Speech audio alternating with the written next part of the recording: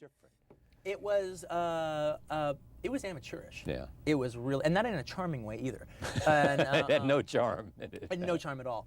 All right, and the thing is, no one said, "Isn't that cute?" No. It wasn't like that.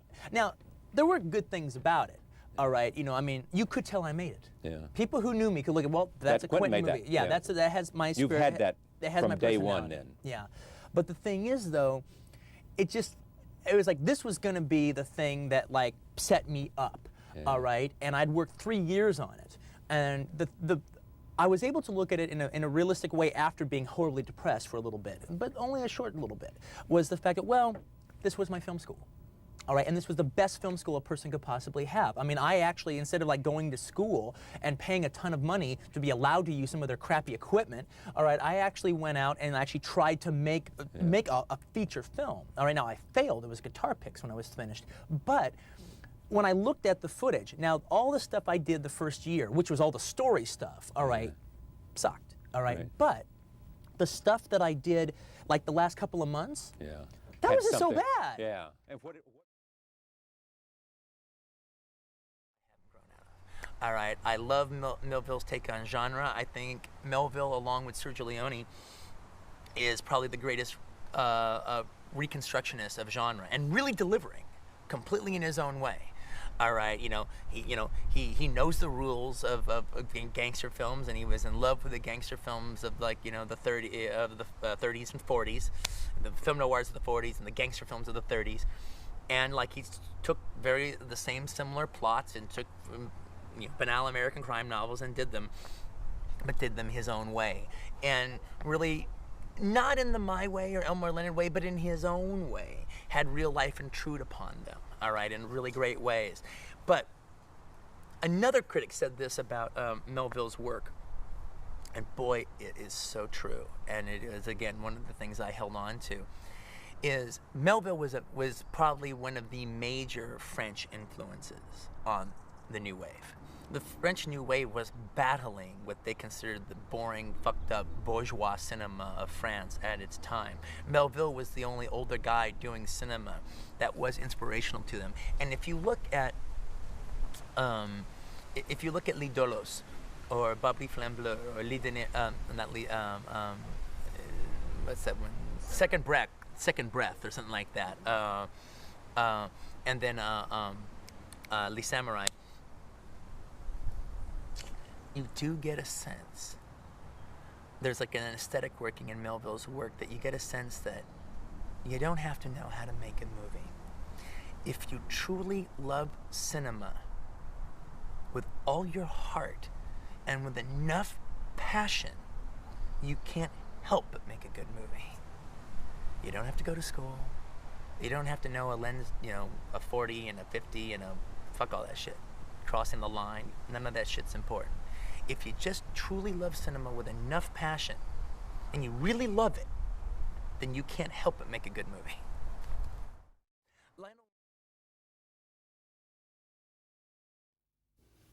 Isn't it a bit of an albatross having such a big hit on your hands so soon? No, I don't think it's an albatross around my neck at all, having a successful first film. You want to have a successful film. All right? I guess people talk about the sophomore jinx. People talk about, how are you ever going to follow this up and everything like that. Well, I don't even think about that at all. All right, because one, I know what the next movie I'm going to do is. All right, so it's not like where do I go? Do I go left? Do I go right? Do I go up? Do I go down? No, I know exactly what I'm doing next, and so I'm doing that now, and I can't think of it in these big highfalutin terms. And also, I think that I'm somewhat aware of some of the pitfalls. All right, simply because, I'm a film geek, all right? I see films, all right? I can't tell you how many times I've seen a guy's first film and thought it was terrific and ran to the theater to see his second film and said, what the hell was that? I've had that experience more often than not, to tell you the truth. And I know I don't want to do that, But I'm not thinking in terms of, okay, now I got to live up to Reservoir Dogs. Okay, I got to follow through on this. I got to do that. Nothing of any value could be made if you tried to think like that. All right, I know this. In fact, I'll tell you, for you history watchers, and you'll watch this back 4 years from now, 3 years from now, or whatever. This is what's going to happen. They've overpraised my first film. They're going to undervalue my second film. They're going to I don't think it's going to be rubbish. I think it's going to be a good film, but they're going to, it's going to get less recognition. All right, and then by the third film, it'll even out.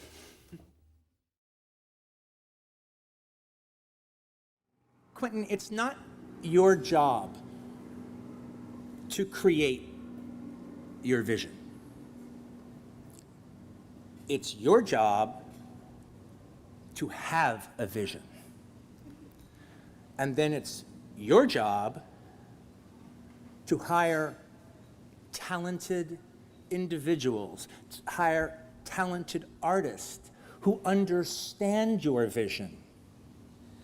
And you articulate it to them. And then they take your vision and they create it. And by them creating it, you part it back a little bit, you add a little bit to it, but your vision is still a two-dimensional vision. They will take the different elements of your vision and make it three-dimensional. And then you'll get back more than you gave them, and then you'll know even more what you're talking about and what you're seeing, and then the vision will get filled in. You think you have to do everything, and you don't. You don't need to know anything about sewing to have wonderful costumes in your films. You just need to express what you want to the costume designers. You don't need to have a degree in engineering to have magnificent sets in your pieces. You need to describe what it is you want. You don't need to know how to take a bunch of different light stands and put them together to create a specific lighting effect. That's not your job. You don't need to know any of that. What you need to know is you need to have a vision and you need to know how to express it. And then you let the other people take it and do it for you. That is what a director does.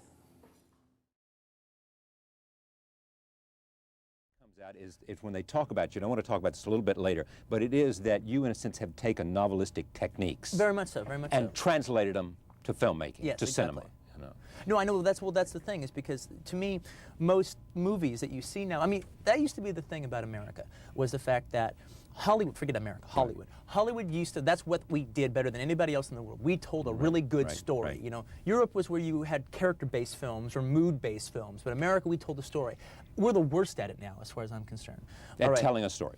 Telling a story. We don't tell a story, we tell a situation. Most of the movies that you see nowadays, and I'm not a Hollywood basher, because enough good movies come out of the Hollywood system every year to justify its existence, you know, but without any apologies. However, a good majority of movies that come out, all right, you pretty much know everything you're going to see in the movie by the first 10 or 20 minutes. Now, that's not a story. A story is something that constantly unfolds. I'm not talking about like this quick left turn or a quick right turn or a big surprise. I'm talking about it unfolds, all right? Yeah, but you don't believe in a linear storytelling. Well, it's not. You know, it's not so much I don't believe in it. It's the situation. Well, it's not the fact that I'm like on this big crusade against linear storytelling. All right, but it's the thing is, it's not the only game in town. Yeah. All right. I mean, the bottom line is, all right, my storyline jumps all over the place. Right. In Pulp Back Fiction. and forward. Yeah, back and forward. Now the thing is, the truth of the matter is, if I had written Pulp Fiction as a novel and I was on your show, you would never even remotely bring up the structure. Flashbacks or whatever it was. You would never bring it up, all right? Because it's like a novel can do that, no problem. Yeah. Novelists have always had just a complete freedom to pretty much tell their story any way they saw fit, all right? And that's kind of what I'm trying to do. Now the thing is, for both novels and film, 75% of the stories you're going to tell will work better on a dramatic basis, on a dramatically engaging basis, to be told from a linear way.